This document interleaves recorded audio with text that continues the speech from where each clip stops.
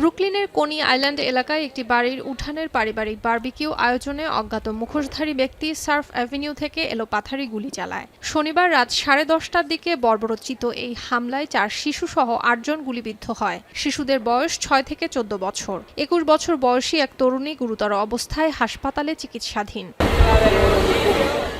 NYPD commissioner Jessica টিস জানান, হামলার আগে কোনো ঝগড়া বা উত্তেজনার লক্ষণ ছিল না। ঘটনাস্থল থেকে একটি আগ্নেয়াস্ত্র এবং 10টি গুলির খোসা উদ্ধার করা হয়েছে। গত সপ্তাহে একই ব্লকে গ্যাং সম্পর্কিত হত্যাকাণ্ডের সঙ্গে এর কোনো যোগসূত্র আছে কিনা তা খতিয়ে দেখছে পুলিশ।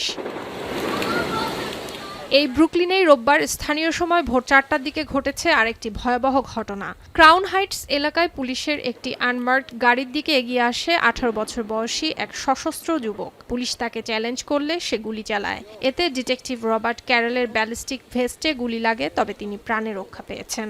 আরেক অফিসারের মুখ এবং কাঁধে আঘাত লেগেছে। মেয়র জোহরান মামদানি জানান, সন্দেহভাজনকে নিরস্ত্র করে হেফাজতে নেওয়া হয়েছে। এই অফিসাররা গত 12 ঘণ্টা ধরে সেখানে দায়িত্ব পালন করছিলেন। নিউ ইয়র্কের মেয়র জোহরান মামদানি এই সহিংসতাকে কোনোভাবেই সহ্য করা হবে না বলে হুঁশিয়ারি দেন। তিনি বলেন, প্রতিটি উদযাপন নিরাপদ এবং প্রতিটি ছুটি আনন্দময় করার লক্ষ্যে কাজ করা হচ্ছে। পারিবারিক উৎসবে নির্বিচার গুলি, অন্যদিকে আইনশৃঙ্খলা রক্ষাকারী বাহিনীর ওপর সশস্ত্র আক্রমণ নিউ ইয়র্কের নিরাপত্তা ব্যবস্থা নিয়ে নতুন করে উদ্বেগ দেখা দিয়েছে। কোনি আইল্যান্ডের ঘটনায় এখন পর্যন্ত কাউকে গ্রেপ্তার করা সম্ভব হয়নি, তবে অপরাধীদের শনাক্তে তৎপর গোয়েন্দারা। এখন যুক্তরাষ্ট্র।